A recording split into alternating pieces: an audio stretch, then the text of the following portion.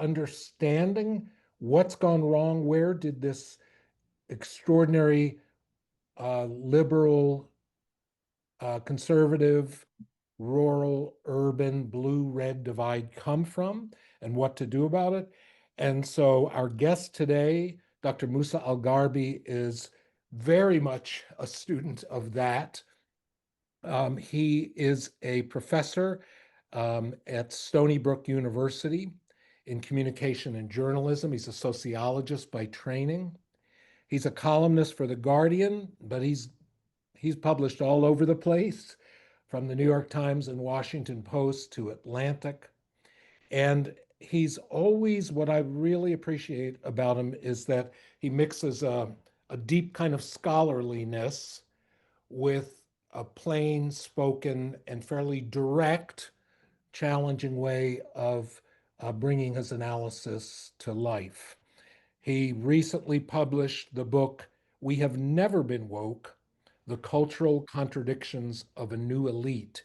And I think that will be the primary focus, or at least jumping off point for his presentation today. Dr. al-Gharbi, thank you again very much for joining us, and take it away. Yeah, thank you. Thank you for having me. I'm joining you all from Bisbee, Arizona. So I'm in a small town right now. When I grew up in a small town in Arizona, and I go there as often as I can. Okay, let me jump into it here. So over a couple quick notes about the rural-urban divide.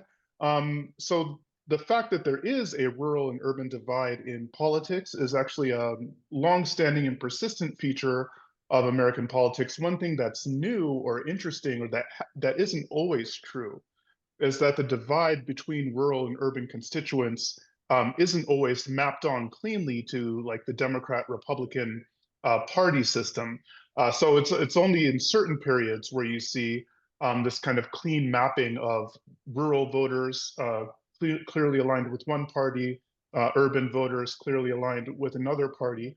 And in periods where that happens, where you do see this sorting along partisan lines, which party is the representative of which constituents hasn't been a consistent thing over time either. For a while, the Democrats, for instance, for the party of rural voters. Today, it's the Democrats are the party of urban voters. This kind of contemporary mapping that we see has its roots, temporally, it has its roots in the Clinton era. Bill Clinton was one of the lead advocates in the Democratic Party that helped reorient the party around knowledge economy professionals. So people who live in cities and suburbs, people who work in fields like consulting and finance and so on. And you started seeing some of the kind of political realignments that define the last 30 years or so during the Clinton era, as I show in this piece that's on my Substack. For a while, this move by the Democrats to really lean into urban voters and professionals, it seemed to be a good bet. Professionals vote at a higher level, they donate at a higher level, they're more likely to do canvassing and things like this. America as a whole is becoming more urban. And so the idea is that courting these professionals and courting urban constituents would help win the popular vote. Professionals would donate more and things like this. But the fact that today the Democratic Party is so heavily contingent, so heavily rooted, in urban areas and in professional, white-collar professionals, this creates some steep challenges for the Democratic Party to be able to win, say, the Electoral College or the Senate. It also results in policymaking that often doesn't fully take into account a lot of constituents and communities who bear the risks and the costs of a lot of policymaking decisions that are based out of Washington and that are designed by intellectuals in New York and Austin and places like this. One thing that I will say to kind of foreground the conversation is that underlying the contemporary urban and rural divide are some real differences, some substantive differences. So sometimes when people talk about some of these divisions, We kind of characterize them as just misunderstandings, as kind of people talking past one another, and we assume that with the right kind of communication strategy, people will be able to see the truth. And what we assume the truth is that there aren't deep differences between us, and that they'll be able to see that um, we all share the same interests, and those interests are better promoted by the Democratic Party than their rivals. The truth is a lot more complicated than that. While it's definitely the case that some of the divide we see between urban and rural constituents is a result of things like slightly different perspectives and life experiences, different points of emphasis, things like that. There are some other cases where there are genuine substantive tensions between these different voters that can't be easily reconciled. And so the party has to make choices. And those choices have consequences, electoral and otherwise. So to help elaborate on some of these differences that we see though between urban and rural voters, one way that you can see a difference quite clearly is with respect to linked fate. So, in a lot of depictions, small town America, rural America, they're kind of depicted as wastelands, as hellscapes, as these kind of emptied out, left behind places. In fact, as these two books I have up here illustrate well, and a lot of other data as well, by a lot of measures, rural areas, small towns, and so on, they actually fare better than urban areas in a lot of respects. You have more social cohesion. In some respects, you have less poverty. In a lot of urban communities and a lot of small towns, you have less poverty than you have in urban areas, less crime and violence and so on. But it's uneven. One of the reasons, though, that people who live in urban areas and small towns are often more down on the way things are going, or often have kind of more negative evaluations of the economy, is because they care more about people who are not themselves. In this sense, so people who live in urban areas tend to be really segregated, and they tend to be really stratified. So if you go from, if you look at like one school compared to the next school, one school will have a bunch of, white and Asian and relatively affluent kids, and the next school over will have a lot of Black and Hispanic and lower income kids, and there's not a lot of overlap between them. The people who are white collar professionals kind of have very particular neighborhoods and institutions they frequent that are very different from the kinds of neighborhoods and institutions that other people frequent, and there's not a lot of meaningful exchange across those divides. This is not the way that things play out typically in rural areas and small towns. A lot of times the kids of more affluent and less affluent families, they go to the same schools, they go to some of the same churches, they shop at a lot of the same stores, they interact with each other more and in a deeper way. Likewise, a lot of urban professionals have a weaker tie to place. The places that they're working are not the same as the places they grew up in. Oftentimes, professionals, they go to school in places that are very different from the communities they grew up in. They never move back. They move a lot for work. They don't really invest in their communities. They don't know their neighbors the same way as people who live in small towns and rural areas.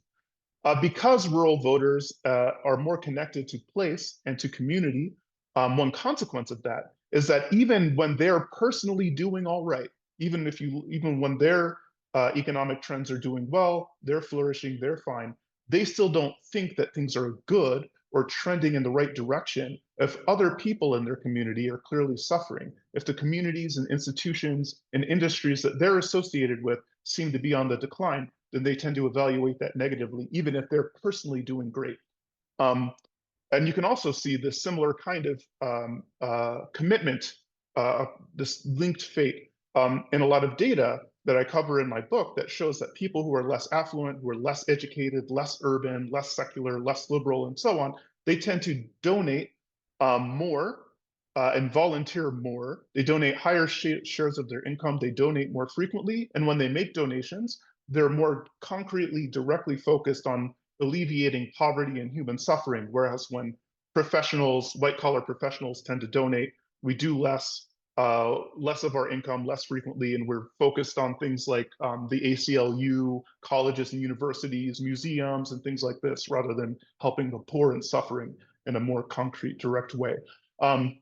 Which is to say, not only do urban and rural people have different interests, which I'll go into a little bit, but they conceptualize their interests in fundamentally different ways. Namely, people who live in urban areas, when they think about their interests, they think much more concretely about themselves and their own families in a much more narrow way, whereas people who live in urban areas have a much more linked conception of their interests and their fate.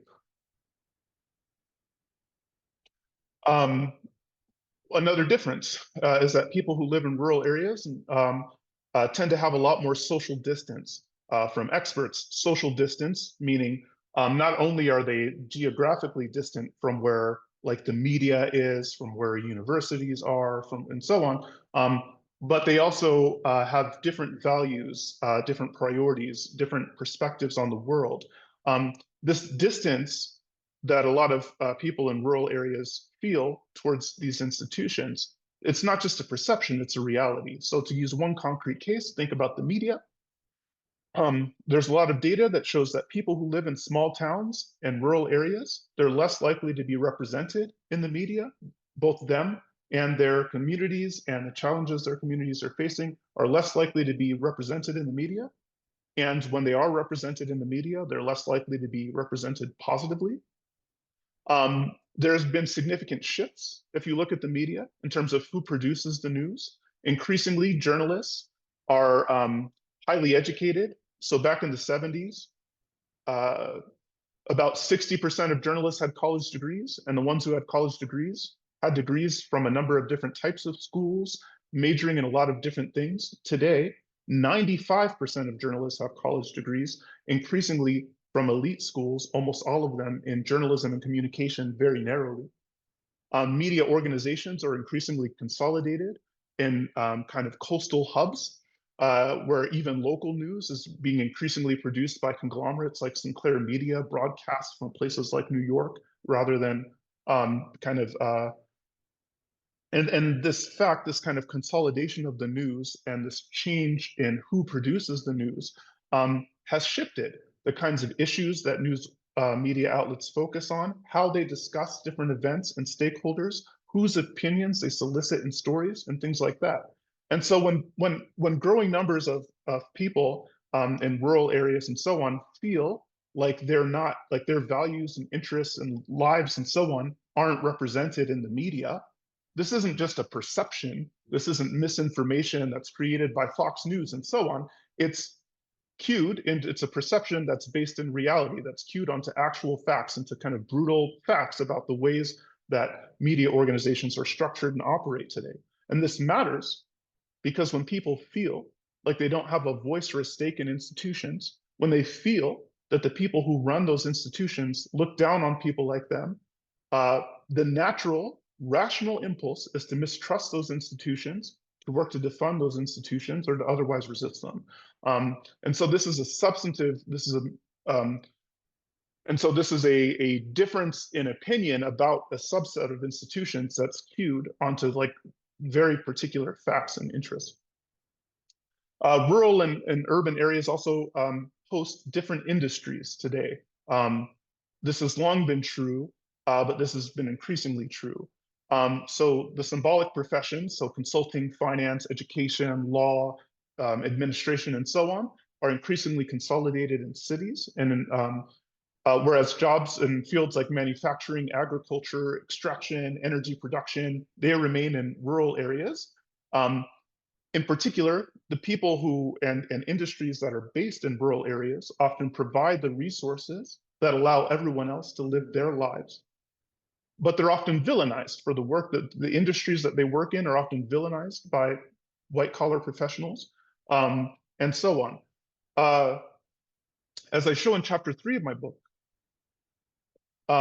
people who work in fields like consulting and finance and education and so on, they have interests on issues like immigration that diverge in a significant and dramatic way from a lot of other people, namely because a lot of professionals in cities like Seattle and Miami and New York, we have very idiosyncratic tastes and lifestyles that are really reliant on cheap and disposable labor. So the reason that we can just, rather than cooking or going to a restaurant ourselves, we just boop, boop, boop, boop, boop, and get a private taxi for our burritos at a rate that's accessible to us.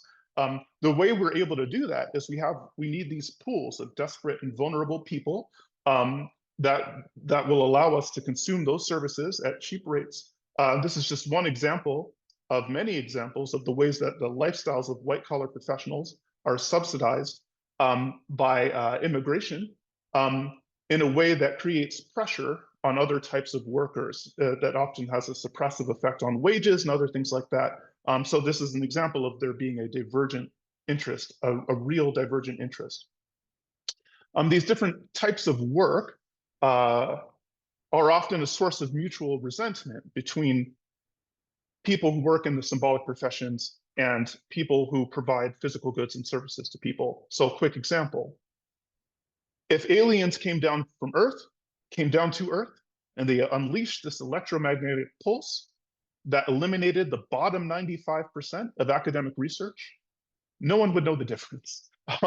So if the bottom 95% of academic research just didn't exist, no one would ever know. People would go about their lives the way that they always did. Okay, now imagine if aliens came down to Earth and abducted 95% of mechanics, or eliminated invalidated the work of 95% of mechanics. We would know immediately. Society wouldn't even be able to function. And the fact that the work that a lot of symbolic capitalists do, if we didn't do that work, nothing would change about the world. Whereas for a lot of other workers, if they didn't do that work, society wouldn't function. This isn't something that's lost on people on either side of the equation. And it's a source of anxiety among a lot of professionals, and a source of resentment among a lot of other people, that white collar professionals like myself get paid a lot more money. We have a lot more social prestige, a lot more job security, even though if we didn't do the work we do, and then on the flip side, the fact that other workers seem to not respect us the way that we think they should, that they don't defer to us in the ways that we think they should on the basis of our credentials and our expert knowledge and so on, is a source of resentment flowing the other direction. And there are a whole bunch of different policy differences in terms of preferences between knowledge workers and other types of workers, who again tend to be based in systematically different types of communities, urban versus rural. Namely, I won't go through these at length. I'll just put them on to discuss during the Q&A. But symbolic capitalists, people who work in the knowledge professions and symbolic professions, we tend to like redistribution. Most other workers prefer pre-distribution. Symbolic capitalists, people who work in consulting and finance and so on, we tend to take symbols and gestures and representation very seriously because our lives and our livelihoods are oriented around symbols. Most other voters care more about kitchen sink issues, about practical issues.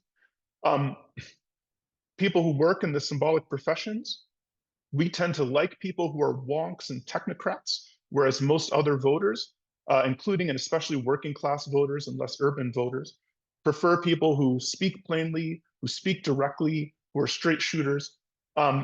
People who work in the symbolic professions, when they make and think about politics, when they make political arguments, they focus a lot on hypotheticals, they focus a lot on abstractions, they focus a lot on international trends and so on, whereas most voters, including and especially less urban working class voters, care more about politics at the local level, at concrete things, like how do these things play out concretely, on the actual rather than the hypothetical. Now, this matters because there are lots of working class people in urban areas, and there are lots of people who provide physical goods and services to people who live in urban areas, which is to say, the kinds of narratives and the kinds of priorities that resonate with rural voters and people who live in small towns and working class people, they don't only appeal in rural areas. They also would hold significant appeal with lots of workers who live in urban areas and suburbs as well. But it does not go the other way. So people who are white collar, the symbolic capitalists, people who work in fields like education, consulting, and finance, not only do we have really unusual modes of talking and thinking about politics, but we tend to be concentrated in areas that Democrats already control with basically one party rule. And so appealing to us, getting us to like and care about things even more, running up the margins even more with people like us will make zero difference. It will probably come at the expense of alienating swing voters, of undermining the ability of Democrats to win the Senate, the Electoral College, and so on. So if you want to form a coalition, or if you want to focus on political messaging that cuts across urban and rural divides, you should focus on messaging that appeals to non-symbolic workers, including working class people. What does that look like? I'll give some quick examples and then I'll stop talking. Okay. Um, so there's a narrative that's out there that's basically like normie voters, they don't care about things like race and gender and the environment. And what you should do is you should throw queer people under the bus, you should throw, and so on. This is a kind of popular position that's being advocated for right now. But it's not really true. It's not the case that, but what is true is that working class people, rural people, and so on, in terms of political messaging, they prefer messaging that focuses on things like shared values, on superordinate identities. So, you're a Democrat, I'm a Republican, we're both Americans. That's a superordinate. On overlapping interests, on common goals. They want politicians to lead and lean into what we share in common before they get into differences. They prefer policies that are universalistic in their orientation rather than being identitarian focused. So, for example, for a lot of working class people, including working class African Americans and Hispanics and so on, if you design some policy that's supposed to help poor people, but it's focused on poor Black people in particular, or poor Hispanics in particular, or just Black people, without a focus on, without means testing, most Black people and Hispanic people actually view that kind of a policy as unfair, because deciding whether or not to provide benefits based on whether or not someone is Black or Hispanic is tantamount to also deciding not to give other desperate and vulnerable people who need help, to not give them help because they don't belong to the target group, say because they're white or Asian.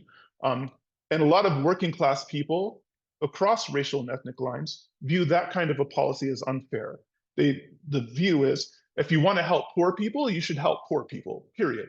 And the good news for people like us, like knowledge professionals like myself, we're often very concerned about trying to address racialized inequalities. And we think that if you talk about an issue using race neutral terms, that we're not being real, and so on. But the reality is, if you design a policy that, say, helps poor people, to the extent that African Americans or Hispanics are disproportionately likely to be poor as a result of various, historical and ongoing injustices and so on, they'll actually benefit disproportionately from a policy that helps poor people without you needing to make it race targeted. So there are ways to address a lot of these social problems in ways that will resonate with working class people across racial and ethnic lines, and will also, without betraying our fundamental commitments and values. Okay. So to do a couple quick case studies. So the environment, for instance, it's not the case that working class people and rural people don't care about the environment. They do. They care about rivers getting polluted and having access to clean drinking water. They care if the air is polluted and their kids are getting asthma and other disorders. In fact, working class people less urban people and so on are often the people who experience the adverse consequences of environmental devastation the most. But working class people, rural people, and so on, they also have other issues they're concerned about in addition to the environment. They want clean water, for instance, but they also want to be able to keep the lights on. They don't want their communities to be hollowed out. They don't want to be unemployed themselves by, for instance, extractive industries going out of business with nothing to replace them, or energy plants going out of business with nothing to replace them. And they also don't appreciate city dwellers who consume a lot more electricity than basically anyone else, villainizing the people who work in the extractive industries in the energy sector while they're profiting more than anyone else from these industries.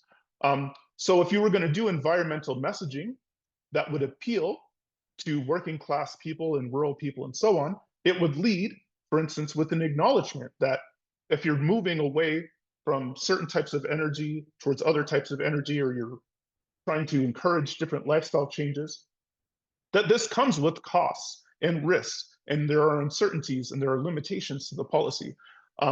The kind of messaging, people often try to avoid talking about these kinds of things because they think it'll make people trust them more if they don't talk about the risks and the complications. It'll make people more likely to comply. That's what they think. They're wrong about that. There's a lot of research on this, that if you try to hide those things, people trust you less.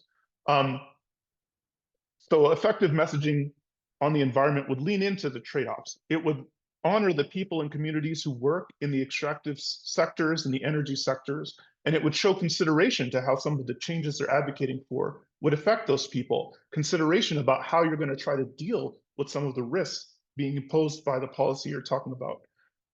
What working class people don't tend to care about at all is scientific speculations and forecasts. So if you don't do this, this, and this, then 50 years from now, this, and this will happen. No one cares about that other than people like us.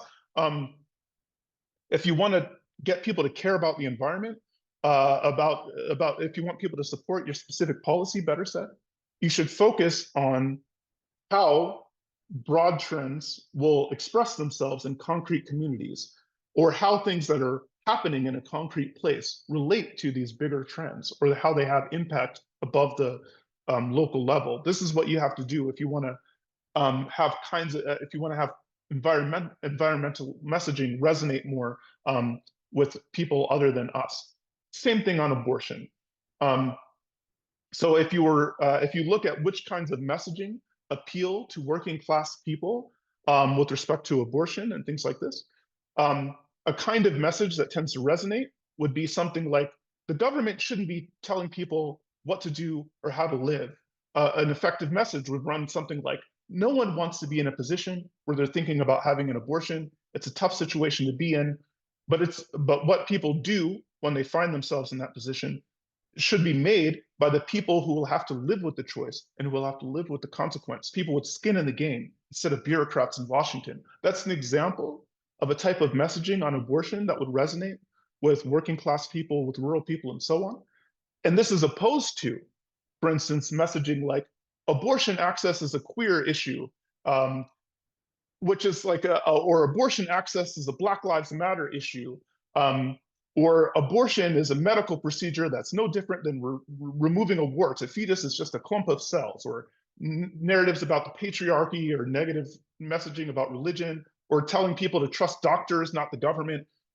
A lot of working class people and so on don't trust either don't trust the medical establishment much more than they trust Washington. So it's just so these kinds of messages have a bunch of problems.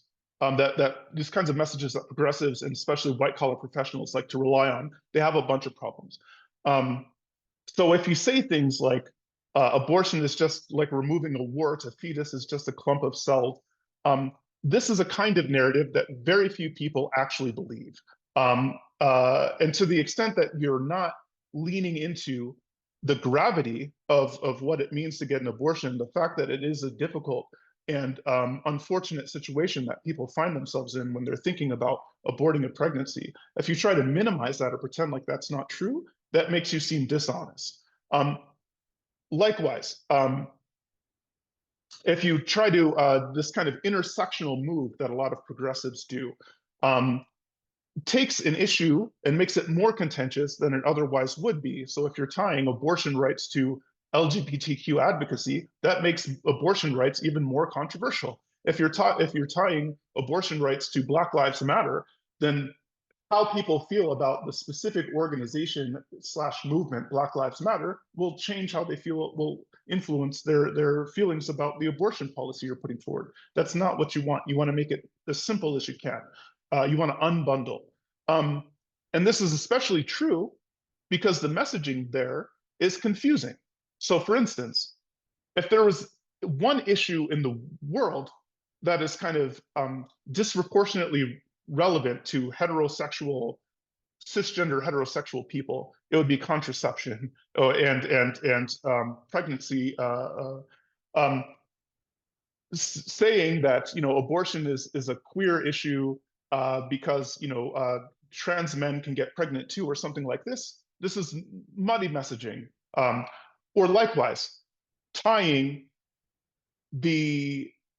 Black people being able to abort pregnancies to the Black Lives Matter movement is also just even separate from how people think about the Black Lives Matter movement. It's just a muddy narrative.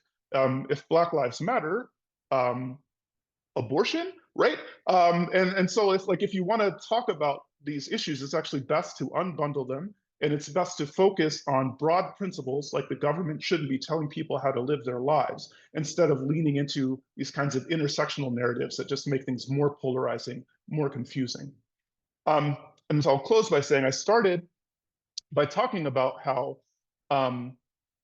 there are these real differences between people, that it's not just a matter of communicating, and it's not just a matter of misperceptions.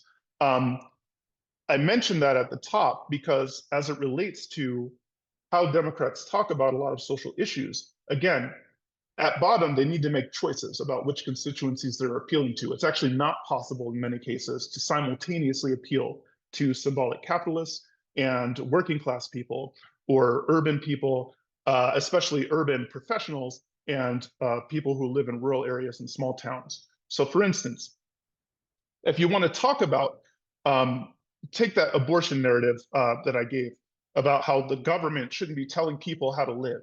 Well, a lot of symbolic capitalists actually do think the government should be telling people how to live. We love bureaucrats. We think there should be more of them. White collar professionals, white collar professionals tend to like rules and regulations. We're the ones who proliferate those regulations and enforce them. We tend to think that people should follow the science instinctively, and they should follow it one way or another, either by their own choice or by compulsion. We tend to love institutions of higher learning. We love the mainstream media. We think it's appropriate to censor those who threaten or challenge mainstream media narratives under the auspices of fighting misinformation.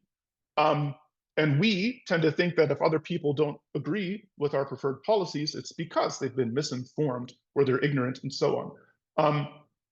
And this is a problem then, because the kinds of messages that tend to resonate with normie people across ethnic lines, across religious lines, and so on, tend to be populist messages that are that kind of heighten the salience, that focus on the way that elites and mainstream institutions are failing a lot of people.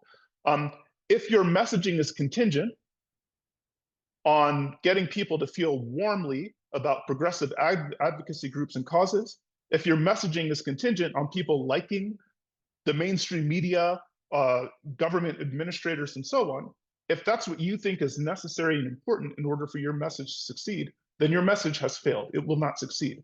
In fact, that type of messaging is a lose-lose, because that type of messaging, the government is good, you should just reactively do whatever the scientists tell you, and so on. That kind of messaging doesn't get people to trust scientists more or like bureaucrats more. It just causes them to like Democrats less and to trust Democrats less.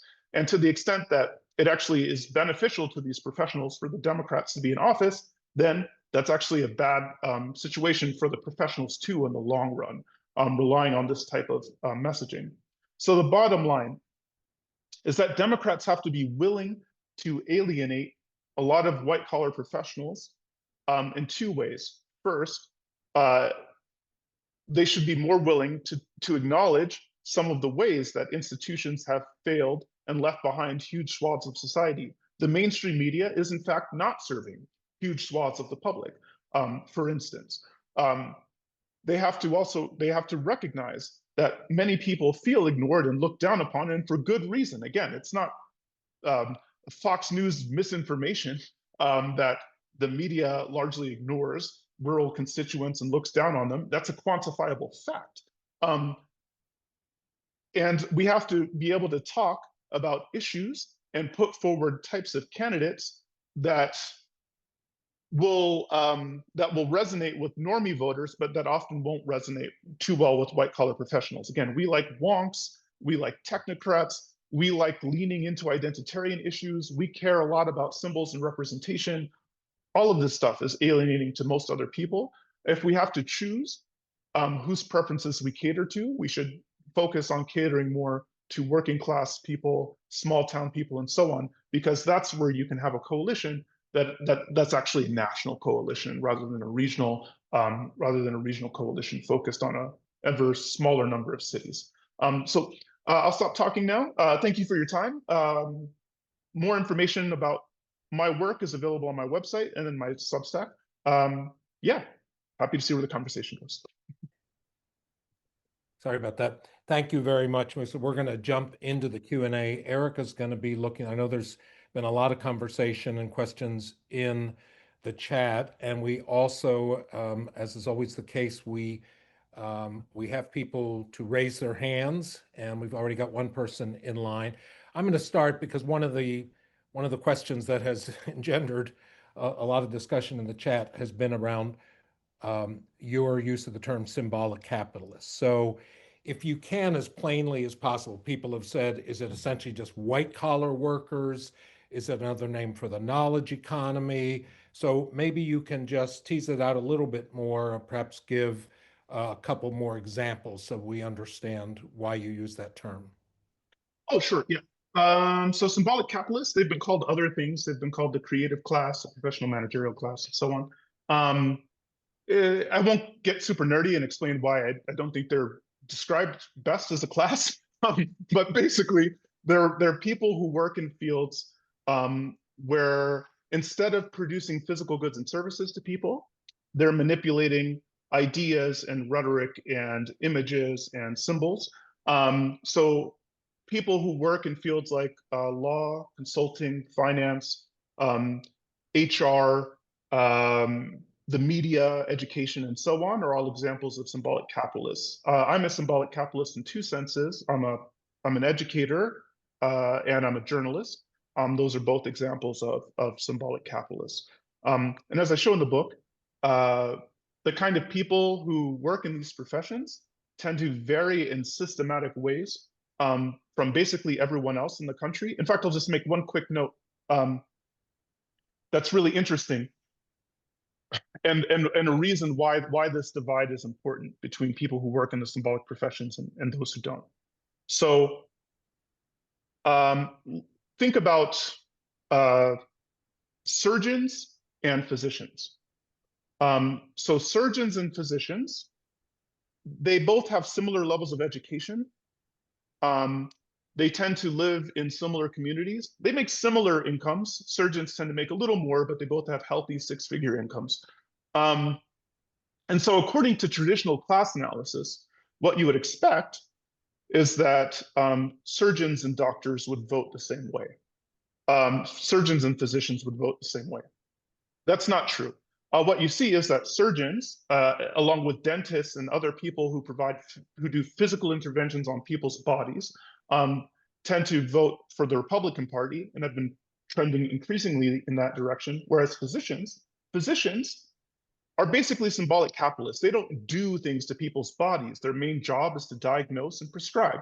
During COVID, a lot of physicians took their practices virtual because they don't actually do things to people. If they need blood to be drawn, they call in someone else to draw the blood if they need, and so on. And physicians are vote like 70% Democrat.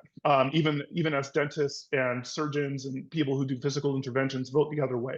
And you can see this kind of divide playing out in most other professions as well, leaving us with this really interesting position where, like, if you look at like adjunct faculty members and tenure line faculty members at a school like Harvard, they have very different class positions in terms of the amount of money they make, in terms of their job security and things like that. So according to traditional class analysis, again, you would expect that they would vote in different ways. Instead, today, both the adjunct and the tenure line professor tend to have similar values, tend to vote similarly. The adjunct might be more likely to support Elizabeth Warren or Bernie Sanders, whereas the tenure line person likes Pete Buttigieg, but they both vote for Kamala Harris in the end. And you see the same thing on the other end. Actually, increasingly, people, both the workers and the bosses, for people who provide physical goods and services to people, are sorting into the Republican Party. The bosses have always voted Republican in favor, well, in the contemporary era, the bosses of these kind of traditional industries have always voted Republican for tax cuts, deregulation, and so on. Now the workers are also sorting into the same party as their bosses. And this is, again, very unusual historically, because the bosses and the workers actually do have very different interests around things like worker pay, for instance. And so we're in this kind of very unusual period right now where where class doesn't seem to be the big divide. The big divide in society seems to be, what type of work do you do? And people across class positions tend to be sorting politically based on what type of work they do. And this also has implications, again, for the urban-rural divide, because the people who work in the knowledge professions and those industries, they tend to be concentrated in very particular types of communities, whereas the people who provide physical goods and services to people tend to be, one, more broadly distributed, but tend to be especially concentrated in less urban areas. That's really interesting and helpful. I'm going to ask you for two more clarifications, and then we're going to Monty for the first question. People have asked what you mean by pre-distribution versus redistribution. And somebody else has asked, what do you mean by a normie voter? And that comes from Cynthia Wallace, one of our partners at Ruby. And does that imply that others are not normal? So if you want to Yeah, those two, and then Monty, you're up. I'll go in reverse order. So yeah, I am meaning to imply that other voters are not normal. So in particular, who's not normal is, if you look at public opinion, if you look at policy preferences, if you look at what types of messaging resonates with who, pretty much everyone in America, huge swaths of the rest of America, have a lot of commonality and overlap. And then there's one block of constituents who's just really funky. They're really funky in terms of how they talk about social issues, about how they engage in politics. They're really funky in terms of the issues they care about the most, and so on. And that's people who work, symbolic capitalists, people who work in fields like consulting, law, finance, and so on. We tend to be very unusual compared to the rest of the electorate.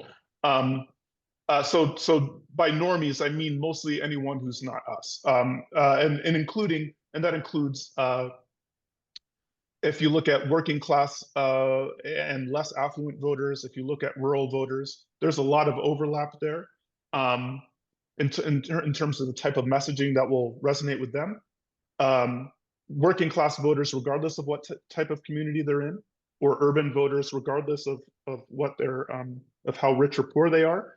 Either way, there's a kind of commonality in terms of the type of messaging that resonates with them in a way that varies systematically from people like us. Okay, pre-distribution, redistribution. So pre-distribution is the idea that rather than needing to reallocate things to people, that you just focus on making sure that people's wages are high, that they get good benefits, such that they don't need support from the state, redistribution.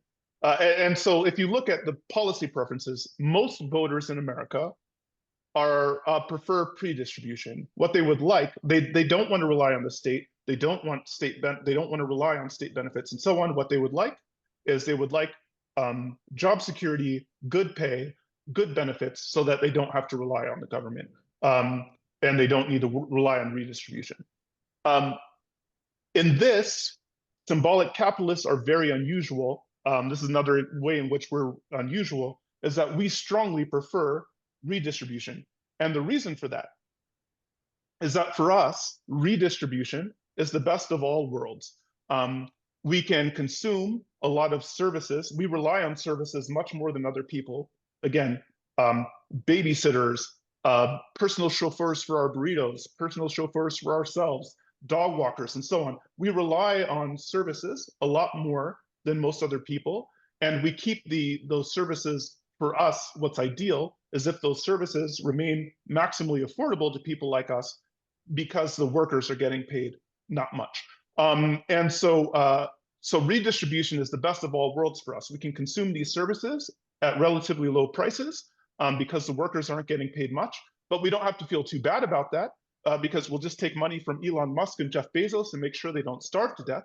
And it's actually an added bonus for us, as I show in the book, because as Matthew Desmond, he's a sociologist, he has a book called Poverty by America.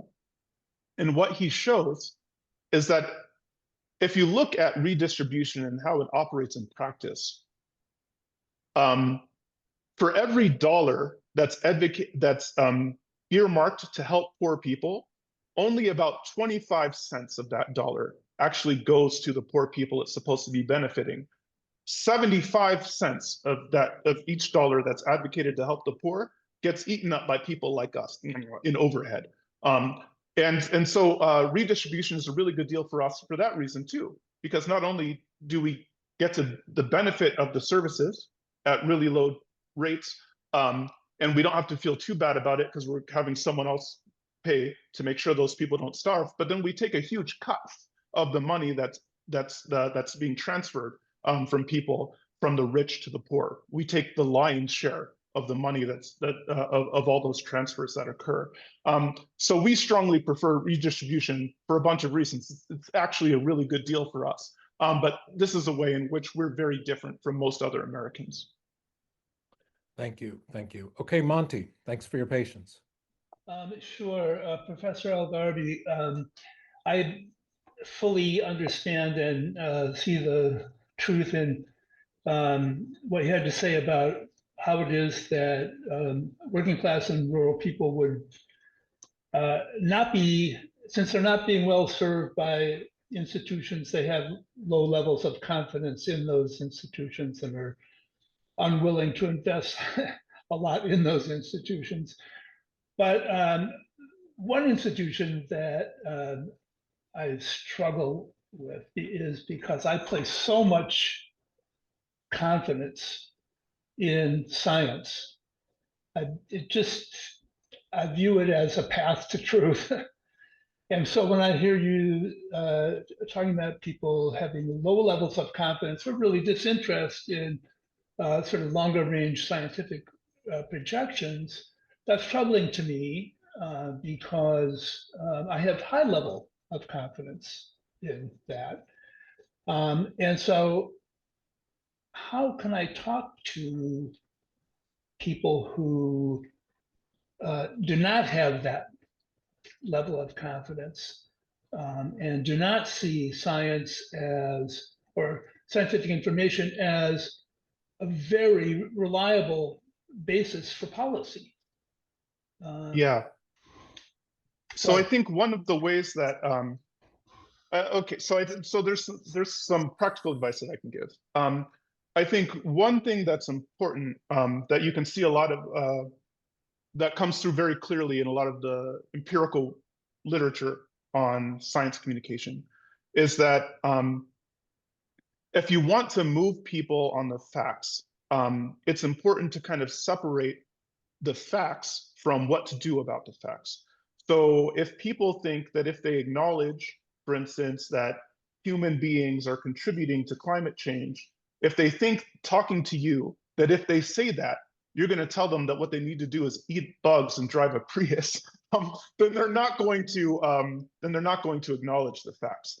So if you explicitly say, well, okay, well, let's just focus for now on figuring out what the facts are, and then what to do about them, that's an open question. That kind of explicit messaging can make people more likely to concede factual things that they might otherwise not.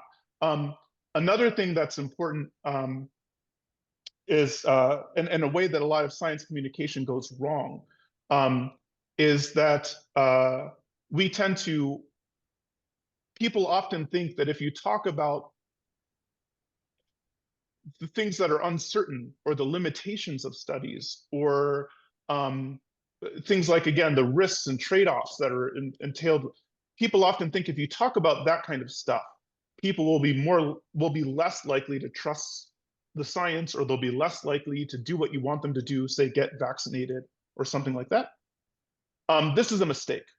There's a lot of research that shows that actually people, if you lean into the fact that science is reliable, but provisional and fallible, so we make mistakes. We some things that we thought were true at one stage, that they get they get adjusted down the line. If we lean into that, that's the value of science. That's the merit of science. It's self-corrective. It's well, but oftentimes when people talk about, so for instance, during COVID, I'll make it a little more concrete. During COVID, people would, a lot of public policymakers and media figures and so on would say things like, the science says X about, like, you need to take a mask, or you don't need to take a mask, or you need to, and they said this in a way that, one, framed it such that anyone who disagreed with that policy was anti-science, and two, made it seem like there was a much stronger consensus among scientists than there actually was, and that consensus was not likely to change.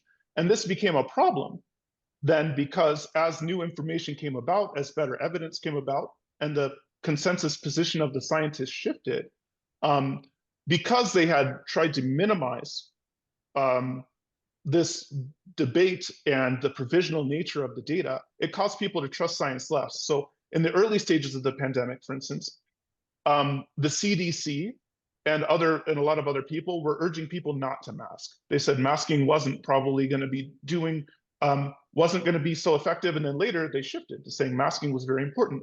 Or they said that the vaccine would prevent COVID. And then they said, well, actually, you need multiple doses, and it won't prevent it, but what it will do is mitigate the downsides and the risks and so on. And so if people were leaning into that uncertainty more from the outset, instead of saying the science says this in a really decisive kind of way and kind of mocking and villainizing anyone who didn't, if instead they were like, look, this is the best picture we have right now. That picture is subject to change. This is a very complicated situation. We have a lot of different, leaning into that actually helps people, would make people more likely to mask, more likely to take the vaccine. And then the last thing I'll say is that people don't like politicized science. What they want from science and scientists is they want, they want people who are just going to tell them the facts, whatever they are, and who aren't trying to accomplish anything other than providing people with information for them to make their own best decisions. What they don't like is what you might call epistocrats, scientists telling them what they should think, how they should feel, what they should do based on the data. So going beyond, here's what the data says, to here's exactly what you should do. They don't like epistocrats, and they don't like scientists who seem politicized. So during the March for Science, for instance, after Trump was elected, there were a lot of scientists who, engaging as scientists, often wearing white coats and stuff like that, basically engaged in a lot of political activity, declaring basically that the science was on this side and Trump was on this side. The science says, and So there was research done by a political scientist, Matt Moda, who looked at, well, what effect did the March for Science have? Did it cause people to trust scientists more, to trust Democrats more, to like Trump less? What he found is that the main effect, in fact, basically the only effect the March for Science had, was it caused people to trust scientists less. Um, and, and, um, and this mattered. So it didn't cause them to like Democrats more, to trust Trump less. It just made them think, oh, scientists, actually, they're not objective truth tellers, they're political actors. Um, and, uh, and this was highly consequential because the March for Science ended up eroding public confidence and trust in scientists right before the onset of a major global pandemic. And so, yeah, so my advice would be to try to separate what the facts are from what to do about the facts. Try to lean into the fact that science is provisional and uncertain. That's actually one of its virtues, rather than making kind of broad statements about what the science says. Like, avoid that. And then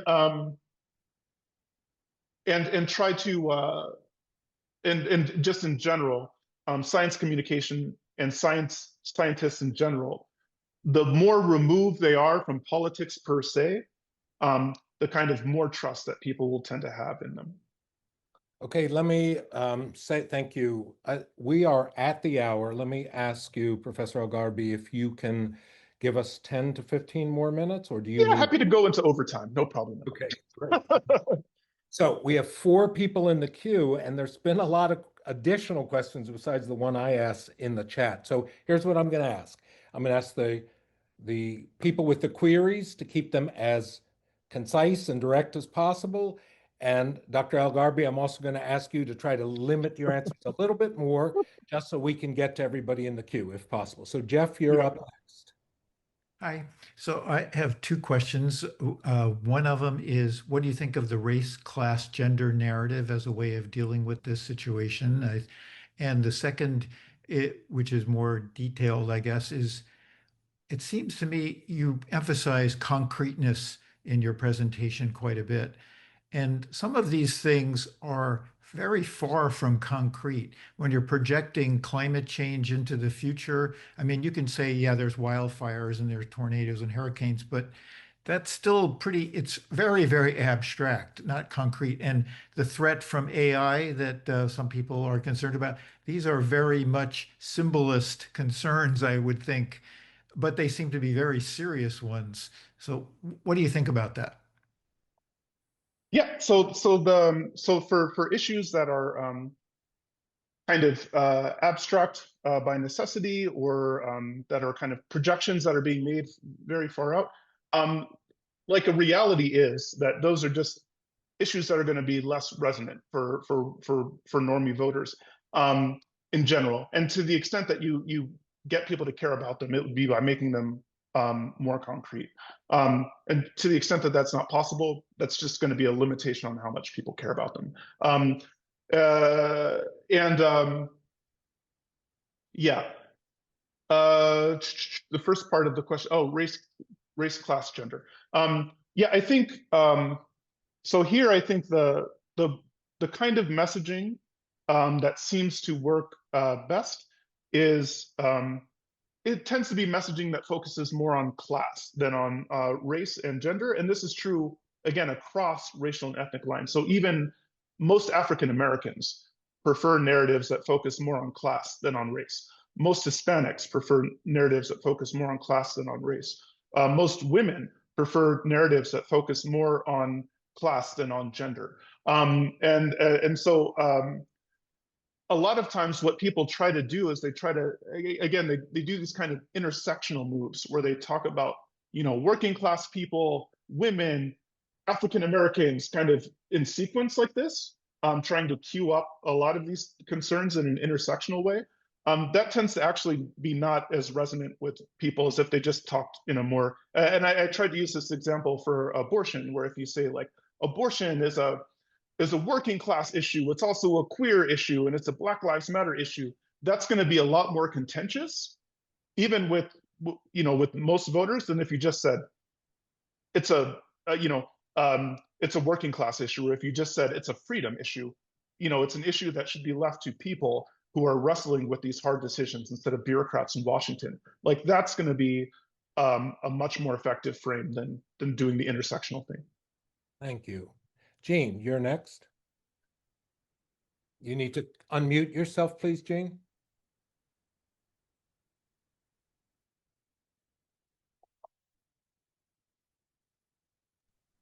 There you go. Yes, thank you so much, Musa. My question is this. So the one thing I haven't heard anything about is the they, them. I'm really curious what your thoughts are about the sort of quickness, how the language changed in terms of the gender, sexual issue. I was unaware of it myself until recently. I'm 70 years old. I'm an artist. And due to a personal experience, I did a lot of research and I found out, wow, this went into academia really quickly. And it doesn't seem like there's a lot of pushback. And I'm just wondering that the they, them, and that identification and separation of gender, sexuality, and how it's so prevalent now in the academic and I guess you would say symbolic world more than in, for me, working class artist. Just what your thoughts are about that. Like, is it dangerous? Will it go away? What do you think? Yeah. So one of the things I show in chapter 2 of my book is that there was this period of rapid change, and how people who work in the symbolic professions talk and think about social justice issues and how they engaged in political activity. Particularly, it started after 2010. You can show in a lot of data, and it ended after 2021. The book looks at how and why that change happened, looks at previous cases and so on. On this particular issue, I think, well, one thing that you're seeing already among symbolic capitalists more generally, and among gay rights and queer rights activists more particularly, is a softening in how they talk about these issues. So what a lot of people have realized is that if you try to censor and mock and deride and villainize anyone who disagrees with you for positions that you yourself adopted 10 minutes ago, or ways of talking and thinking that you yourself adopted 10 minutes ago, the modal response to that actually is backlash. There's a lot of research on this. If the main consequence of trying to shame or censor people who are in general is backlash. So people move more in the opposite direction of what you want. If you want them to do this, they'll do not that, and they'll do it really hard and really publicly. The only time that shaming tends to work is when you're trying to shame people who are part of your group, where they care about your opinion. So if my wife tries to shame me for something, I'm going to respond to that because I care what my wife thinks about me. But if some rando on the other side of the country who doesn't belong to the same social class as me, the same religion as me, and so on, tries to shame me about something, I'm going to be like, F you, buddy, basically. And I'm going to go over like really hard in the other direction. So shaming is and censoring and these kinds of policies are just a really terrible approach to get people. The good news is, depending on the kind of, a lot of gay rights advocacy organizations have realized that that's a dead end that's been generating actually more blowback and causing trends to move in the opposite direction of what they wanted. And so they're kind of moderating how they talk about these issues. Last thing I'll say, one thing that's important for Democrats. So according to some in the popularist camp, basically what Democrats should do is like throw gay people under the bus, throw trans people under the bus, don't talk about any of these issues and so on. I don't think that that's actually the best read on the data. I don't think you have to throw any of these groups or causes under the bus, but what you do have to do is, if you realize that the position you hold is very different from the position that most other people hold, then it's important that you try to persuade those people. Persuade means you talk to the people who don't already agree with you, and you talk to them in a way that they will find compelling, that they will find persuasive, and in the kinds of venues where those people happen to be. Now, this is obvious on the one hand, but this is not what we do. So so you would have to talk about, for instance, Andrew Sullivan. You saw a lot of movement on gay marriage and adjacent issues like that, in part because you had people like Andrew Sullivan, who was like, I'm a Catholic, I'm a conservative. Here's how you can support gay marriage without abandoning your faith, without abandoning your core political values. Writing in outlets like the National Review and so on. So he went into spaces where where most of the people disagreed on gay marriage, and he talked to them in a way that they will find compelling, appealing to their values, to their interests, to their worldviews, to explain why they should embrace this cause. If what we want people to do or insist that they do is talk and think about these issues exactly as we did, exactly as we do, or that in order to embrace this issue, they have to embrace all of these other issues in order to embrace, that kind of a thing is a dead end. Yeah. Yes. I'll just quickly say, I live in Santa Fe, a lot of elderly people here. And there's a general sense with the youth here that it's compared to what I hear is that it's compared to like MAGA, where either you're MAGA or you're not a Republican. And in this regard, with this language issue, it's either you're with us or you're not with us. And I have a personal experience of that at play in my life, where I lost a whole group of people in the art community. Never called, never looked back, never talked to me again. Not because I didn't respect them, but just because I didn't agree. So yeah. Thank you so much. And I'm going to read your book. So. Great. Okay, we've got two more questions. Really appreciate folks sticking with us. Michael, you're up next. If you'd unmute and ask your question. Professor, thank you so much for your time, and thank you so much for your willingness to go into overtime. I just wanted to say thank you so much for this.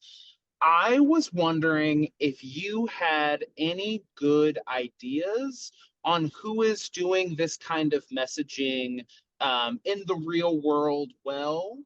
And then I was curious if you had any advice for local Democratic candidates who are very distant from like the kind of like federal Democrats that are out there wanting to make inroads with rural people on a state level rather than like a federal or presidential level. Yeah, I mean, so for local, like one of the challenges that sometimes Democrats operating at the state or the local level sometimes face is that the ways that because the Democratic Party today is really oriented around symbolic capitalists, especially at the national level. This creates challenges for state and local Democrats in two ways. First, because to the extent that voters associate the Democratic Party with the National Democratic Party, then if it seems like the Democratic Party is the party of people who insist upon the use of Latinx or something like that, this kind of a thing, it becomes a challenge for state and local Democrats too. And so one of the ways that state and local Democrats try to have often been successful at overcoming that challenge is to create explicit distance between themselves and a lot of other, and especially the national Democrats and the mainstream Democrats. So saying like, hey, look, this is how, these people over here talk and think this way. That's not the way we do it in Montana. The reason I'm a Democrat is because I care about, making sure that people are able to have food on their table, that hardworking people have decent benefits and so on, right? So trying to draw daylight between themselves and the party on cultural issues or on other issues, while emphasizing the reason why they're still Democrats, the reason why they're not Republicans, is because the Republicans are not good allies on the issues that ordinary people care about. That's a kind of messaging strategy that is often worked, this kind of two-front thing. And then alternatively, sometimes people have been able to make inroads by explicitly criticizing the other Democrats in the national party. So, for instance, in Arizona, Raul Grijalva was very explicit about how, like, the use of the term Latinx, which is favored by a lot of progressive advocacy organizations, and for a while was very favored by the National Democratic Party. He insisted that anyone who worked for him, they don't use this word. They don't use this word on any internally facing things. They don't use this word on externally facing things on behalf of the campaign, because it's a term that the overwhelming majority of Hispanic people either are unfamiliar with, and the ones who are familiar with it dislike it, and they've become more likely to dislike it as time goes on. It's becoming less popular among Hispanics, and so when you use that kind of a term, you're signaling, on the one hand, your affiliation with highly educated, credentialed people in places like New York and Washington, but you're also signaling a kind of distance between yourself and most other Hispanics. And so Raul has was a lot more militant about both policing the use of this kind of signaling thing within his campaign and also criticizing the National Party for using that kind of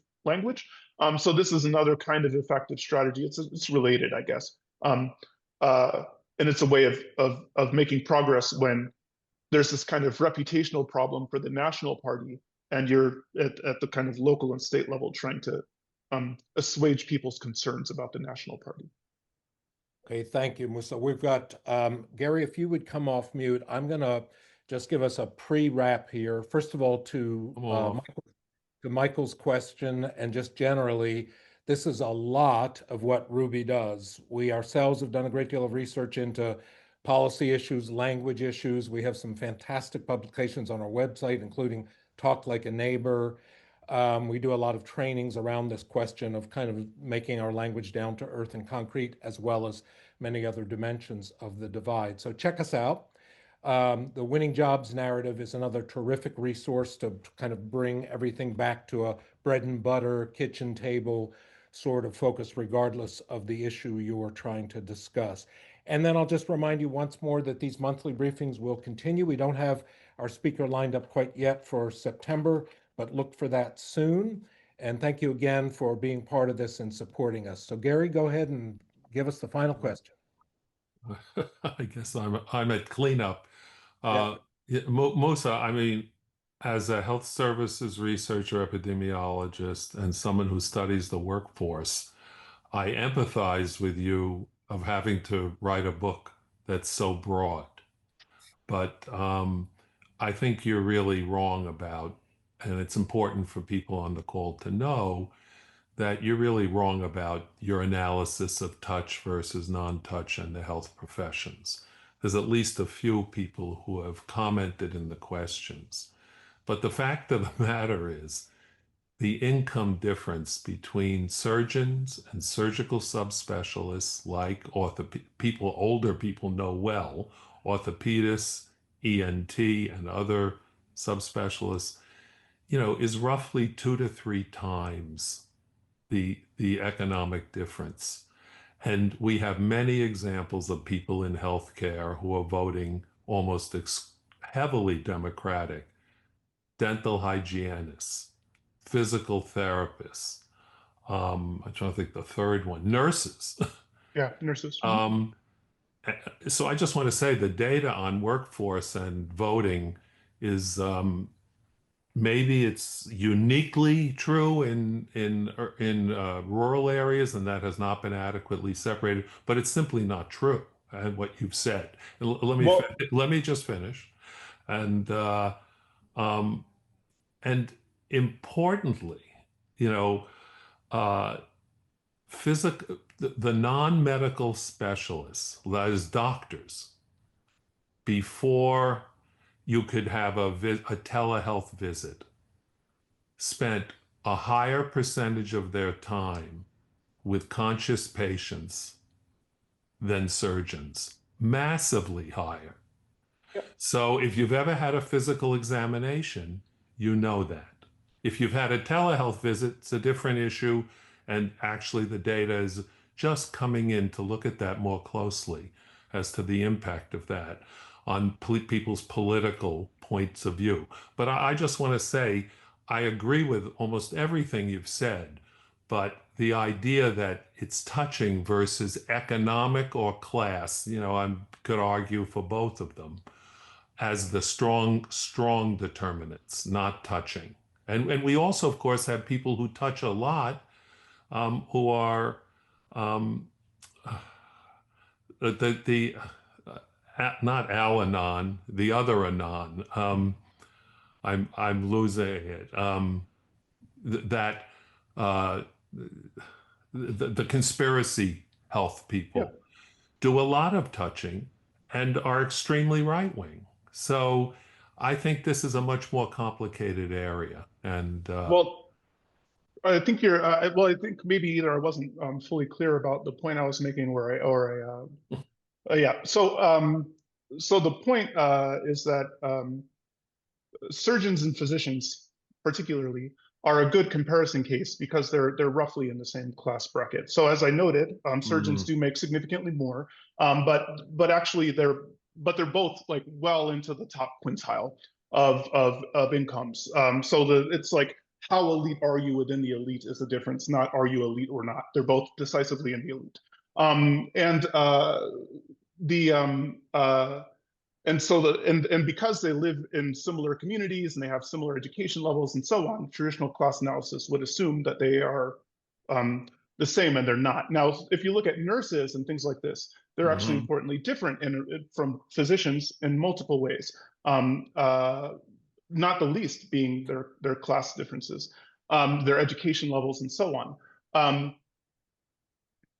One thing that you see when you look at nurses and other workers like that, and including other service workers, people who sell shoes, people who cut hair, people who, and so on, they overwhelmingly lean Democrat, and they have for a while, but they've been trending Republican. They've been moving more towards the right. And you can see Richard Florida has a lot of great data on this. If you look at service workers across the board, they've been trending more towards the GOP. They're still mostly Democrat, but they've been trending consistently for more than a decade now, every single midterm, every single general election towards the right. And that was my point, is that the people who are providing, my point wasn't that everyone who provides physical goods and services to people votes Republican. My point was that they've been trending more towards the Republican Party alongside the bosses who also have long voted Republican. And so this is increasingly more important. This divide is increasingly more important relative to, say, traditional class divides or other divides like that, was my point. Not that it's the only thing that matters. No, and this area like vaccines, etc., is an enormous target of propaganda. Most pediatricians in rural areas, can I just finish? Most pediatricians in rural areas have almost decided to leave pediatrics because of the vaccine problem that has been created by propaganda. And of course, communication is an important solving of this. But communication takes time and is expensive, and doesn't always work either. Well, and how people communicate about vaccines in particular is a good example. A lot of people who are healthcare professionals, doctors, epidemiologists, and so on, actually are not very good communicators. That's not their area of expertise. They don't really know how other people tend to think about issues very well. They're often not very effective at communicating in ways that will actually persuade. And so for one example that I've come to a couple of times that I'll just double click on, is again, trying to overstate the level of consensus or emphasize, the level of consensus and underplay things like provisionality, risk, doubt.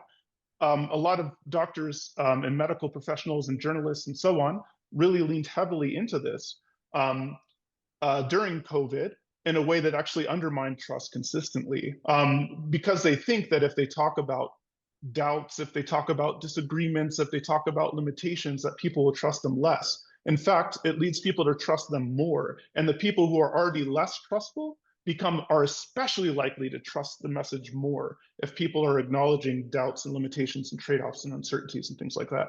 And so this is a case where a lot of science professionals were trying to do a type of messaging that they thought would be most effective at getting people to take vaccines and to trust them and so on, but it had the opposite effect. Yeah, so Yeah. Last thing I'll say, because it's relevant to this. When you look at who's vaccine hesitant, I have an article on this on my Substack and why they're vaccine hesitant. A pretty huge share of the people who declined to take the vaccine in part because they actually had either because they had a medical professional who seemed dismissive or insufficiently addressed the concerns they had, so they mistrusted them and didn't take it, or on the flip side, because they had medical professionals who actually encouraged them not to take the vaccine. And there's a significant share of them who